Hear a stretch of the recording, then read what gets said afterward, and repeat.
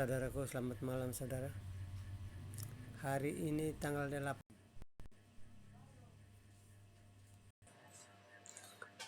Selamat malam saudara. Hari ini tanggal 8, hari Kamis, tanggal 8 bulan September tahun 2022. Saudaraku, tanggal 8 bulan September tahun 2022. Seperti biasanya saya menjumpai Anda melalui siaran Zoom ini. Saya selalu memberitahukan nama saya Lukas Temonov. Asal kampung saya dari Kabupaten Timur Tengah Selatan Soe, Pulau Timur bagian Barat. Pulau Timur bagian Barat itu masih sisa dari kemerdekaan Timor Leste, 5 kabupaten dan 1 kota madya, yaitu kota madya Kupang. Saudaraku,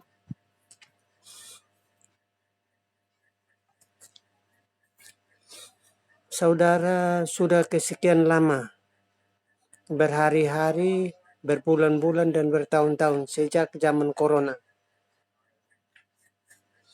saya menjumpai Anda melalui siaran-siaran ini karena merasa perlu saya memberitahu atau memberi pesan. Pesan ini sudah ada, merupakan sejarah kemerdekaan Republik Indonesia tanggal 28 Oktober tahun 1928. Pemuda dan pemudi Indonesia berkumpul bersama mengikat janji, merupakan sumpah bahwa kami satu bangsa, satu Indonesia, kami satu bahasa, satu Indonesia, kami satu tanah air Indonesia. Yang kedua, tiba tahun 1945, kemerdekaan Republik Indonesia diberikan pengumuman oleh Presiden Soekarno dan Hatta di Jalan Pegangsaan Timur Jakarta bahwa kemerdekaan Indonesia sudah tiba saatnya dan dasar negara Indonesia adalah Pancasila.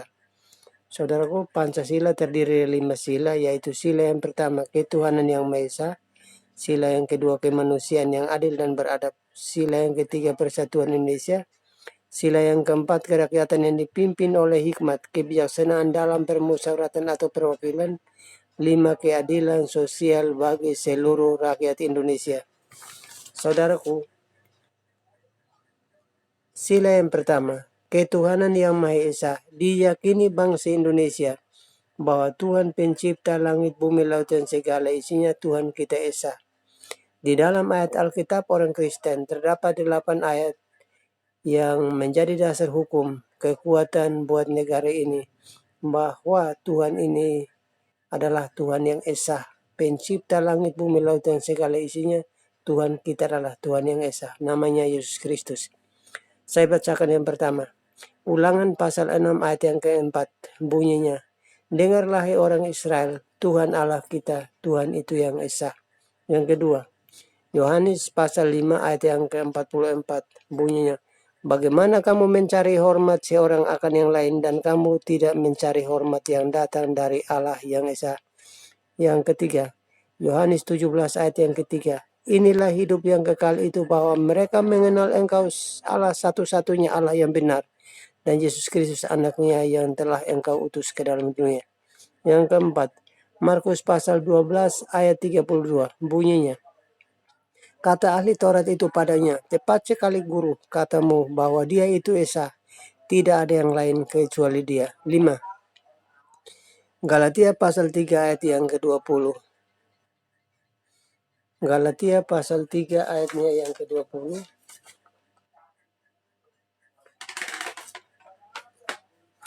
Seorang pengantara tidak mungkin mewakili satu orang saja, sedangkan Allah pencipta langit, bumi, laut, dan segala isinya, Allah kita satu. Galatia pasal 3 ayat yang ke-20. Seorang pengantara tidak mungkin mewakili satu orang, sedangkan Allah pencipta langit, bumi, laut, dan segala isinya, Allah kita satu. Di seluruh kolong langit ini, jumlah manusia yang di atas bumi berjumlah 7 miliar orang lebih untuk tahun 2022. Sementara Tuhan pencipta langit, bumi, laut, dan segala isinya, Tuhan kita Esa. Yang berikut, yang keenam, Yakobus pasal 2 ayat yang ke-19. Yakobus pasal 2 ayat yang ke-19.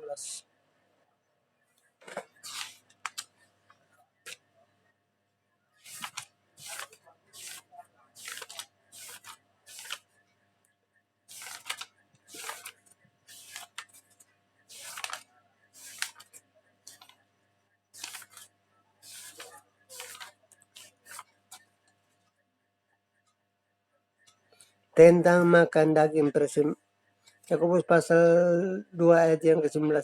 Engkau percaya bahwa hanya ada satu Allah saja itu baik, tetapi setan-setan juga percaya dan mereka gemetar. Saya ulangi, Yakobus pasal yang kedua ayat yang ke-19. Engkau percaya bahwa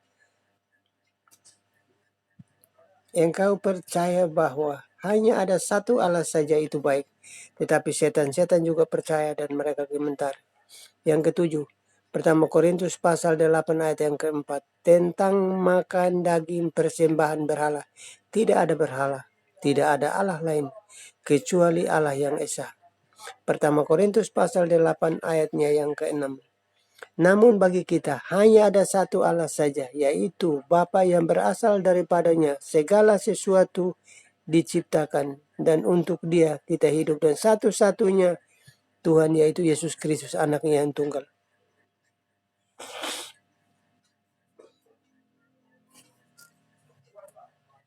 Saudaraku, 8 ayat Alkitab orang Kristen yang terdapat di dalam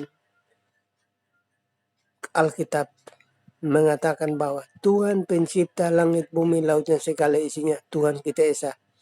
Jadi Anda, saudaraku yang berasal dari Pulau Timur bagian Barat, apakah Anda polisi, apakah Anda tentara, apakah Anda pegawai negeri, apakah Anda itu mahasiswa, Anda petani, Anda nelayan, Anda buruh pasar, Anda tukang, atau Anda pekerja apa saja, Anda jangan kecil hati, karena Anda sebagai orang Timur hanya sedikit jumlahnya.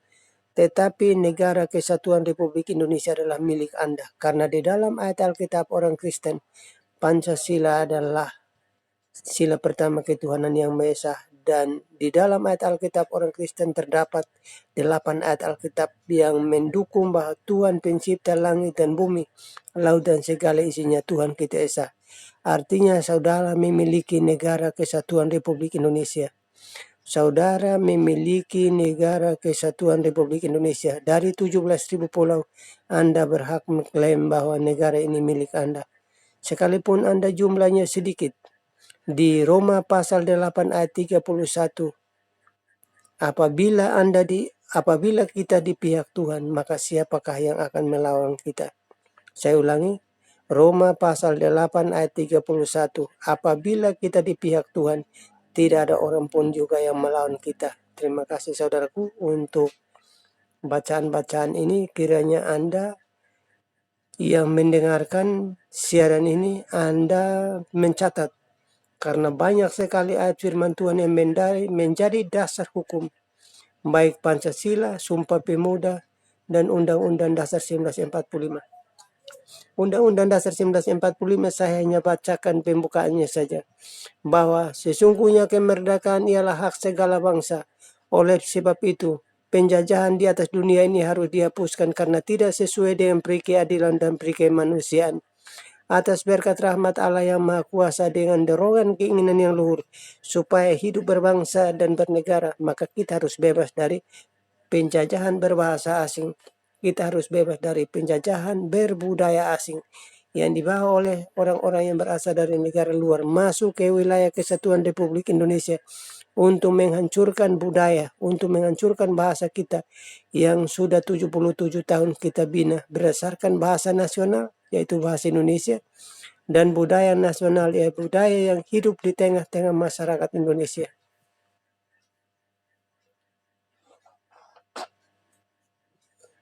Saudaraku, masih ada yang saya memberikan dorongan buat Anda, khususnya Anda yang berasal dari Pulau Timur bagian Barat. Anda dengan saya dilahirkan dari adat istiadat yang kental, dan Anda dengan saya yang punya budaya yang kuat di sana. Anda sebagai orang yang lahir yang mengetahui jalan-jalan Tuhan. Saudaraku, orang Kristen itu hidup jangan dengan hidup karena tradisi. Orang Kristen itu hidup jangan hidup karena tradisi. Karena kalau Anda hidup dengan tradisi, maka Anda pasti menolak kedatangan Tuhan Yesus ke muka bumi. Sekali lagi, kalau Anda hidup karena tradisi, karena kebiasaan, maka Anda akan 100% menolak kehadiran Yesus Kristus di muka bumi. Karena Yesus Kristus lahir di muka bumi untuk menghapus dosa manusia. Baik yang dosa dari dosa asal yaitu dosa asal dari Adam dan Hawa, dan dosa pribadi yang dilakukan oleh Anda dengan saya sendiri. Maka Tuhan Yesus datang ke dunia untuk menolong, untuk menghapus dosa Anda dengan dosa saya, dan menjadi juru selamat, menghentar Anda dari bumi sampai ke sorga. Saya akan bacakan tata cara bagaimana Anda bisa mengerti dan bisa memahami tentang Yesus datang ke dunia karena ada alasan-alasan tertentu.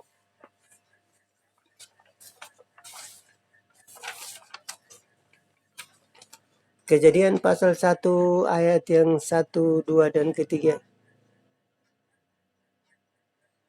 Pada mulanya adalah firman. Pada mulanya Allah menciptakan langit dan bumi itu belum berbentuk dan kosong. Roh Allah melayang-layang di atas permukaan air. Kejadian pasal 1 ayat 1, 2, dan 3. Kejadian pasal 2 ayat 16.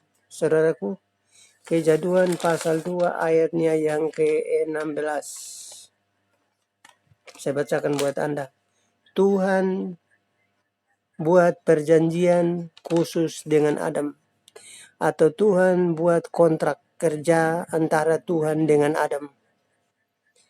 Setelah Tuhan membentuk Adam dari debu dan tanah, Kejadian pasal pertama ayatnya yang ke-26, Tuhan menciptakan Adam dari debu tanah sesuai dengan gambar Tuhan itu sendiri. Nah, saya bacakan di Kejadian pasal 2 ayat 16. Tuhan berjanji khusus dengan Adam. Perjanjian khusus dengan Adam. Bahwa semua pohon di Taman Eden boleh kau makan buahnya. Tetapi ada satu pohon, yaitu pohon pengetahuan baik dan yang jahat, di tengah-tengah taman. Tidak boleh kamu makan. Sebab kalau pada saat kamu makan, pasti kamu mati. Itu Kejadian pasal yang kedua ayat 16 dan 17. Kontrak kerja antara Tuhan dengan Adam. Tetapi karena perbuatan iblis, Adam tidak sanggup menahan derasnya pengaruh iblis. Maka dia menerima buah yang dilarang Tuhan dari istrinya dan dia makan. Pada saat dia makan, maka Adam dengan istrinya merasa telanjang dan mereka sembunyi di dalam semak-semak. Kejadian pasal yang ketiga ayatnya yang ke-6. Perempuan itu melihat bahwa buah pohon itu baik untuk dimakan, karena buah pohon itu sedap kelihatannya, lalu ia ambil makan dan ia memberikan kepada suaminya yaitu Adam. Ayat yang ke-7. Pada saat mereka makan, mereka tahu bahwa mereka telanjang. Ayat yang ke-8. Ketika mereka mendengar bunyi langkah Tuhan Allah berjalan di taman, pada waktu itu hari sejuk. Pada waktu itu hari sejuk. Sembunyilah manusia itu dengan istrinya di antara pohon-pohon di taman itu. Kejadian pasal 3 ayat yang ke-21. Dan Tuhan membuat pakaian dari kulit hewan dan mengenakan kepada Adam dengan istrinya. Saudaraku, Tuhan menyembelih hewan lalu mengambil kulitnya untuk memberi pakaian sebagai penutup badan dari Adam dan istrinya. Yang berikut saudaraku, Kejadian pasal 22 ayatnya yang ketiga. Kejadian pasal 22 ayat 1, 2, dan 3. Itu tentang korban dan persembahan. Ayat yang kedua. Firman Tuhan kepada Abraham, ambillah anakmu yang tunggal itu, yakni Ishak yang kau sayang itu. Pergilah ke tanah Moria dan di sana persembahkan dia di sana sebagai korban bakaran. Ayatnya yang ketujuh, lalu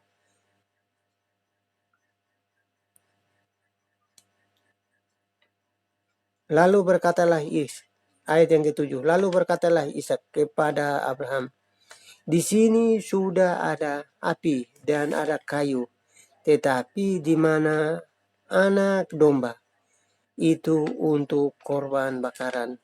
Ayat yang ke-8, sahut Abraham, anakku, Allah yang akan menyediakan korban bakaran baginya. Ayat yang ke-9, Ishak diikat dan diletakkan di atas mezbah kayu itu. Ayat yang ke-10, lalu Abraham mengulurkan tangannya, mengambil pisau untuk menyembelih anaknya. Ayat yang ke-12, kata malaikat Tuhan, jangan bunuh anak itu, jangan kau apa-apakan, sebab ku ketahui bahwa engkau takut akan Allah. Saudaraku, ayat yang ke-12 ini menjadi titik poin bahwa Abraham sangat takut dengan perjanjiannya dengan Allah. Maka dia membawa Ishak ke atas gunung Moria. Di sana dia mau mempersembahkan sebagai korban dan persembahan. Tetapi karena Tuhan mengetahui hati Abraham, hatinya suci, takut akan Tuhan, sehingga Tuhan menyediakan seekor domba yang tanduknya terlilit di dalam belukar. Ayat yang ke-13. Lalu Abraham menoleh ke belakang. Ia melihat seekor domba jantan. Seekor domba itu yang tanduknya tersangkut dalam belukar. Abraham mengambilnya domba itu lalu persembahkan sebagai korban bakaran ganti Ishak. Ayatnya yang ke-13. Di sini aku berdiri dekat mata air. Saudaraku, Kejadian pasal 24 ayat 12. Kejadian 24 ayat yang ke-12 itu berbicara tentang Ishak itu umurnya sudah cukup untuk mengambil seorang istri. Tetapi Abraham menyuruh budaknya pergi ke sana keluarganya, kampung asalnya, supaya di sana ia bisa mendapatkan seorang anak bagi Ishak menjadi istrinya. Kejadian pasal yang ke-22 ayat yang ke-12. Lalu berkatalah budak itu pada Tuhan Allah Tuhan. Lalu berkatalah budak Abraham, Tuhan Allah Tuanku Abraham, di sini aku berdiri dekat mata air, dan anak-anak perempuan kota ini datang keluar untuk menimba air. Ayat ke-14. Kiranya terjadilah begini anak gadis itu kepada siapa aku berkata, tolong miringkan buyungmu supaya aku minum. Dan yang menjawab, minumlah. Dan unta-unta juga, dan kutimba memberi minum. Kiranya yang kau tentukan bagi hambamu Ishak. Maka dengan begitu akan kuketahui bahwa engkau telah menunjukkan kasih setiamu pada Tuanku Abraham. Saudaraku, pada saat Ishak itu mau diambil Ribka menjadi istrinya, maka caranya Abraham menyuruh budaknya membawa unta-untanya, membawa perhiasan-perhiasan untuk pergi mengambil Ribka dari sanak saudaranya, kampung alamannya, Mesopotamia. Di sanalah ia mendapatkan Ribka, membawa datang menjadi istrinya Ishak. Ayat yang berikut saudaraku, Kejadian pasal 28 ayat yang ke-20 dan 22. Yakub bernasar kepada Tuhan, jika Allah menyertai dan melindungi aku di jalan yang kutempuh ini, memberikan padaku roti dan memberikan padaku pakaian. Ayat yang ke-23, sehingga aku selamat kembali ke rumah ayahku, maka Tuhan akan menjadi Allahku. Ayat yang ke-22, dan batu yang kudirikan ini akan menjadi rumah Allahku, dan segala sesuatu yang kau berikan kepadaku akan kuberikan 1/10 sebagai korban persembahan. Saudaraku, ini cerita, ini kronologis kenapa Tuhan Yesus harus lahir di bumi. Saya memberitahu kepada Anda, tadi di Taman Eden, Adam dengan istrinya telanjang. Tuhan ambil kulit dari ternak dan menutupi Adam dengan memberikan sebagai pakaian kepada Adam dengan istrinya. Pertama kali hewan itu disembelih untuk korban penghapus dosa. Yang kedua kali, korban penghapus dosa datang dari Abraham membawa Ishak ke Gunung Moria untuk dipersembahkan. Domba yang di belakang korban persembahan itu, tempat untuk dipersembahkan Ishak, tersangkut seekor domba yang tanduknya terlilit di dalam belukar. Abraham mengambilnya dan membuat sebagai korban bakaran, korban persembahan bagi Tuhan. Disitulah persembahan yang kedua. Dan saudaraku, persembahan selanjutnya hingga Tuhan Yesus lahir ke bumi. Karena Tuhan Yesus lahir ke bumi sebagai anak domba Allah. Saudaraku, Tuhan Yesus lahir ke bumi sebagai anak domba Allah. Dia mati disalibkan. Di atas kayu salib, dia mengenakan namanya mahkota duri. Mahkota duri itu asal mulanya dari domba yang tersangkut di dalam belukar pada saat Abraham mau mempersembahkan Ishak sebagai korban bakaran. Saudaraku, pada saat itulah Tuhan menyediakan seekor domba menjadi ganti anaknya Ishak. Tiba saatnya Yesus turun ke dunia untuk menyelamatkan manusia dari dosa. Maka Yesus disalibkan, dia dicambuk dan darahnya menetes di atas salib, dan lambungnya ditusuk sehingga keluar darah dan air. Saudaraku, darah yang mengalir, darah yang tercurah, itu simbol daripada pengorbanan Tuhan. Simbol dari pengorbanan Tuhan sebagai penghapus dosa manusia, penebus dosa manusia. Anda dengan saya yang berasal dari Pulau Timur bagian barat, Anda jangan keraskan hatimu seperti nenek moyang kita pada saat di padang gurun. Sudah diberikan roti mana oleh Tuhan, mereka masih bersungut-sungut. Sudah diberikan daging berupa burung puyuh. Mereka juga masih tetap bersungut-sungut. Karena itu tahun 2022, Anda saudaraku yang berasal dari Pulau Timur bagian Barat, Anda tadi saya sudah sebutkan apakah Anda pegawai negeri, polisi, tentara, mahasiswa, petani, nelayan, buruh pasar, siapapun Anda. Tuhan turun ke bumi untuk menebus dosa Anda dengan dosa saya. Karena itu relakanlah dirimu supaya diproses Tuhan. Jangan engkau keraskan hatimu. Tuhan Yesus lahir di kandang domba di Bethlehem. Di sana ia dibesarkan umur 8 hari.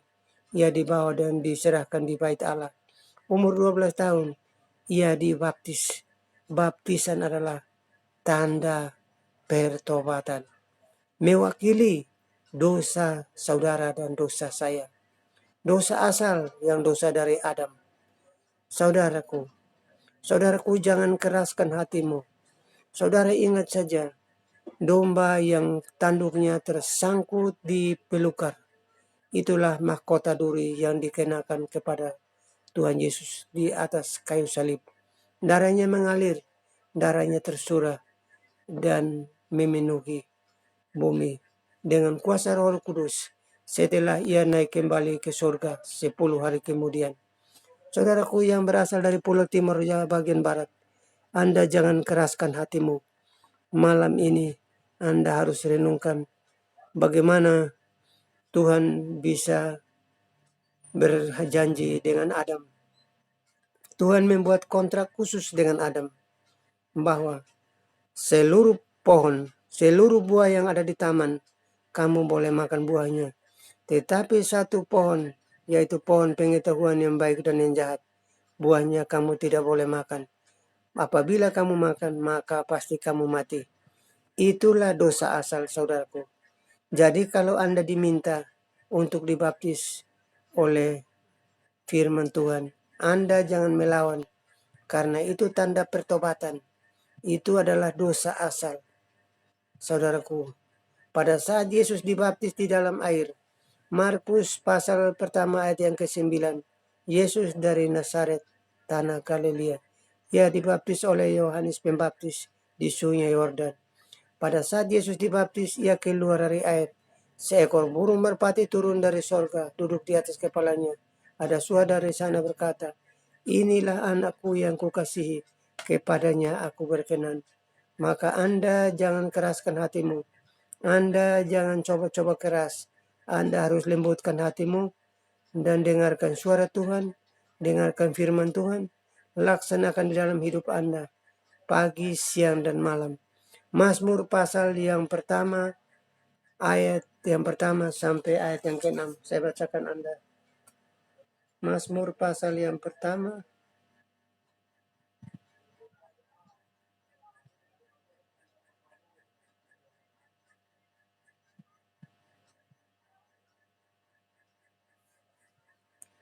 Mazmur pasal yang pertama, ayat yang pertama, dan seterusnya. Berbahagialah orang yang tidak berjalan menurut nasihat orang fasik, yang tidak berdiri di jalan orang berdosa, dan yang tidak duduk di dalam kumpulan pencemooh. Tetapi yang kesukaannya ialah Taurat Tuhan, dan yang merenungkannya Taurat itu siang dan malam. Ayat yang ketiga, ia seperti pohon yang ditanam di tepi air, yang menghasilkan buahnya pada musimnya, dan ia tidak akan layu daunnya. Dan apa saja yang diperbuatnya pasti berhasil. Ayat yang keempat, bukan demikian orang fasik, mereka yang seperti sekam yang ditiup angin. Sebab itulah orang fasik tidak akan tahan dalam penghakiman.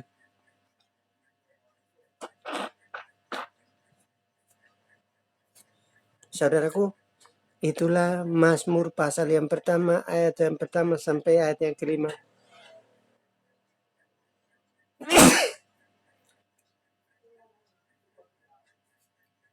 Maaf saudaraku. Mazmur pasal pertama ayat pertama sampai ayat yang ke-5. Itu harus merenungkan firman Tuhan pagi, siang, dan malam. Anda jangan melawan. Anda jangan coba-coba melawan. Karena firman Tuhan itu merupakan pedang bermata dua. Firman Tuhan merupakan pedang bermata dua. Anda jangan coba-coba melawan dengan firman Tuhan. Siapapun Anda, jangan coba Anda melawan dengan firman Tuhan.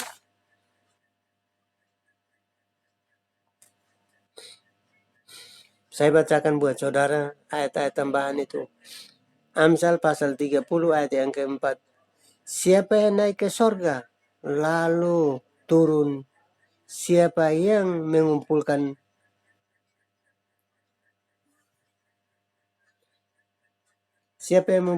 angin dalam genggaman? Siapa yang membungkus air dengan kain?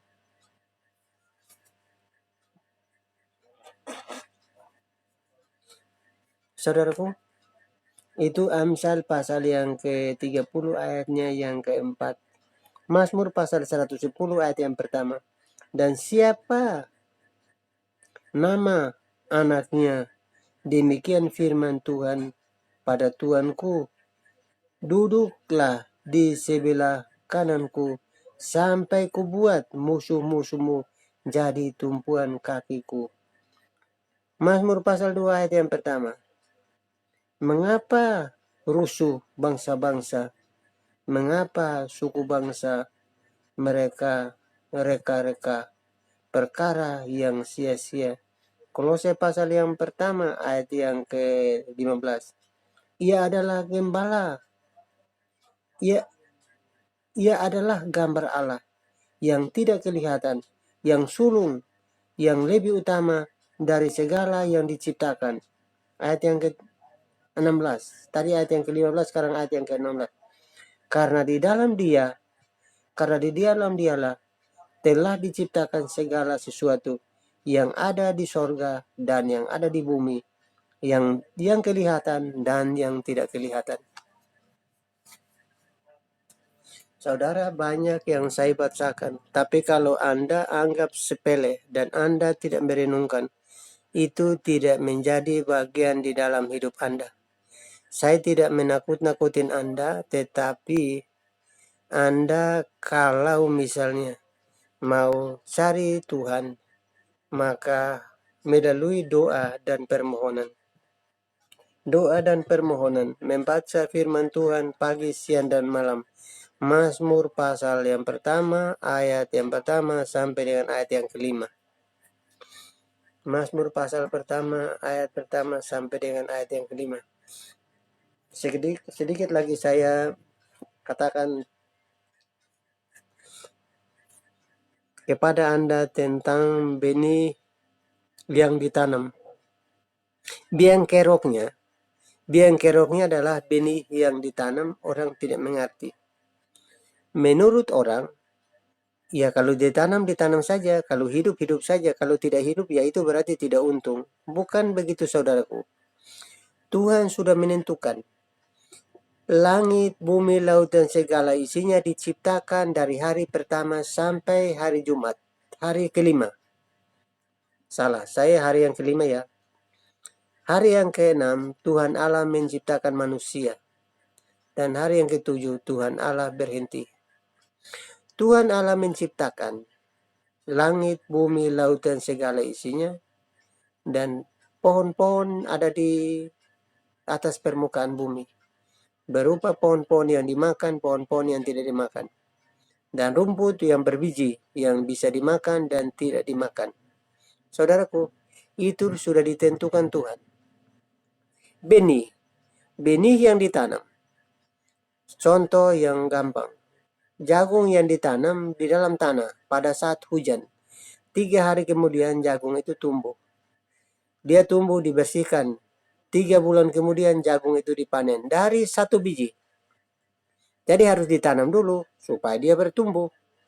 Kalau tidak pernah ditanam, dia tidak mati, tidak bisa tumbuh. Karena itu, orang itu harus dibaptis. Baptis itu ditenggelamkan. Setelah dia keluar, Roh Kudus bekerja, dia akan bertumbuh. Itu secara rohani. Secara jasmani, jagung itu ditanam di tanah. Begitu jagung ditanam, 3 hari kemudian dia tumbuh. Dia tumbuh, yang tumbuh adalah tunasnya, bijinya diam di tanah. Saudaraku, 3 bulan kemudian, 90 hari, jagung itu dipanen. Dari 1 biji menjadi 1 puler. Tanam yang berikut, yang kedua kali, 1 puler menjadi 1 pekarangan. Tanam yang berikut, 1 pekarangan menjadi 1 hektar, 2 hektar, dan bisa dimakan 1 kampung. Itulah pertumbuhan dari yang ditanam. Itu tanaman yang dimakan untuk 9 bahan pokok. Sementara pertumbuhan penduduk, sesuai dengan Kejadian pasal 1 ayat yang ke-26. Manusia diciptakan dari debu dan tanah, sesuai dengan gambar Allah itu sendiri. Supaya manusia itu bisa bertambah banyak. Maka setelah Tuhan mengambil rusuk dari Adam, menjadikan istrinya Hawa. Mereka tidak bisa hidup berdua, tetapi mereka harus bertumbuh. Bibit yang dari Adam ditanam di dalam daging Hawa, yaitu di dalam rahim Hawa. Maka 9 bulan kemudian lahirlah anak-anak Adam, yaitu Habel dan Kain. Kain dan Habel. Saudaraku, itu benih yang ditanam di dalam daging. Sejak dunia diciptakan sampai hari ini, 7 miliar orang yang ada di atas muka bumi. 7 miliar orang yang ada di atas muka bumi. Itu tanam yang kedua. Tanam yang ketiga, benih yang turun dari sorga. Benih yang turun dari sorga. Saudaraku, Yohanes pasal yang ketiga.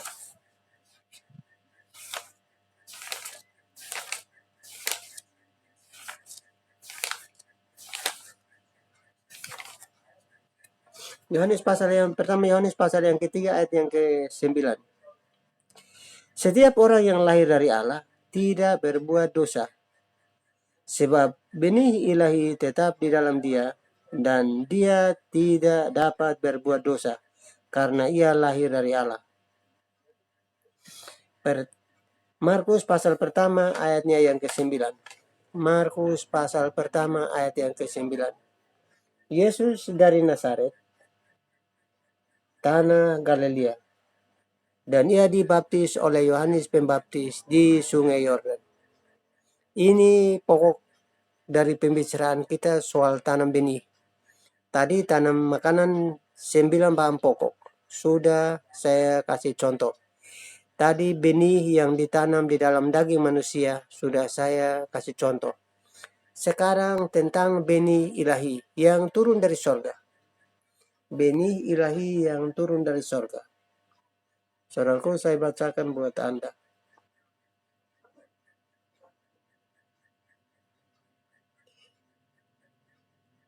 Pertama Yohanes pasal 3 ayat yang ke-9.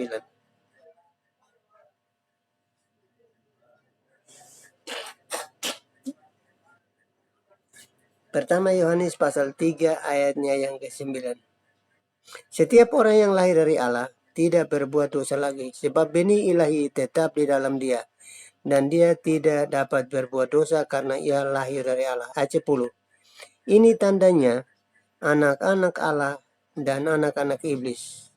Setiap orang yang tidak berbuat kebenaran tidak berasal dari Allah. Demikian juga barang siapa yang tidak mengasihi saudaranya, berarti dia adalah lawan daripada iblis. Berarti dia tidak mengasihi Allah. Dia lebih banyak mengasihi iblis.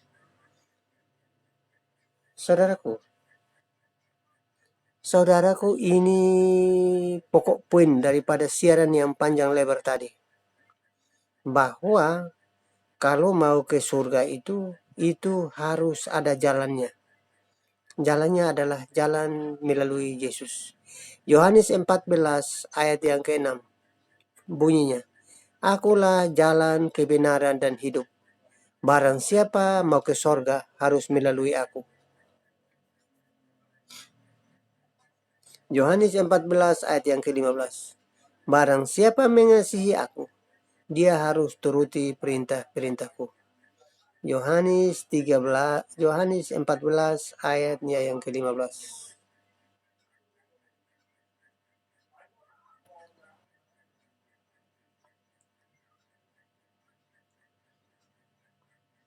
Yohanes 14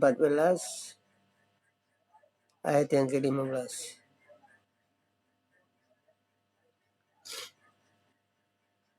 Jikalau kamu mengasihi aku, kamu turutin perintah. Jikalau kamu mengasihi aku, kamu akan menuruti perintahku.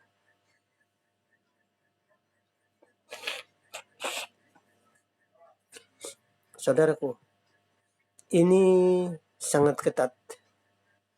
Sangat ketat, saudaraku.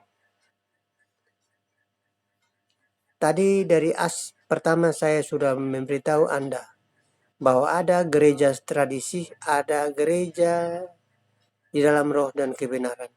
Kalau gereja tradisi, setiap hari Minggu dia pergi gereja, dia pulang dari gereja, selesai urusannya. Nanti hari Minggu kemudian dia pergi lagi. Di sana dia pergi di gereja, dia pulang, urusannya selesai. Sementara orang yang gereja di dalam roh dan kebenaran tidak fokus di gedung gerejanya saja, di mana saja ia bisa beribadah. Di Yohanes pasal 4 ayat yang ke-24.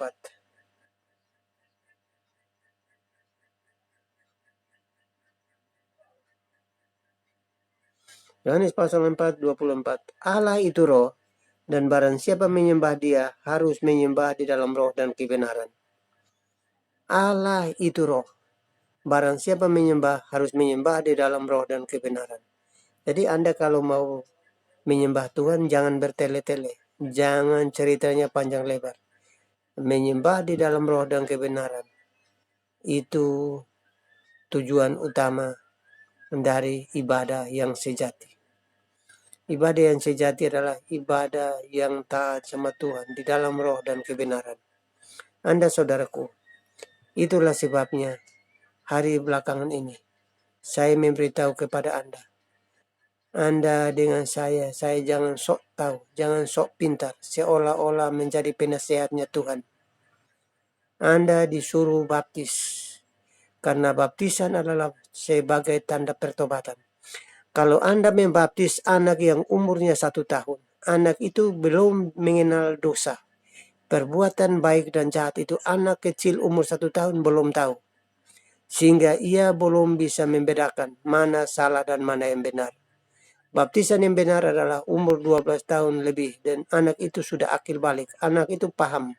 Anak itu mengerti, membedakan mana dosa dan mana salah. Mana baik dan mana benar. Dan baptisan yang benar adalah contohnya Tuhan Yesus. Anda jangan mengajari Tuhan.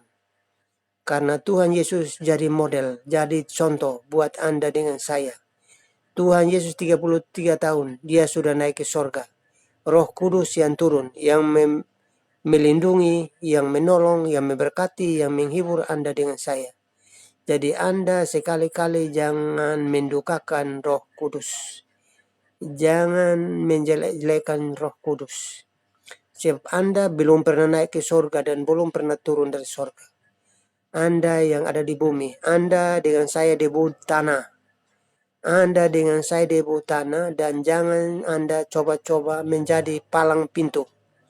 Menjadi palang pintu kerajaan sorga. Anda Kristen dari lahir, mau dari nenek moyangmu, mau dari kapanpun. Kalau Anda jadi palang pintu, orang mau baptis Islam, Anda menghalangi. Maka Anda adalah penyesat. Orang mau baptis dan Anda melarang. Anda menjadi penyesat.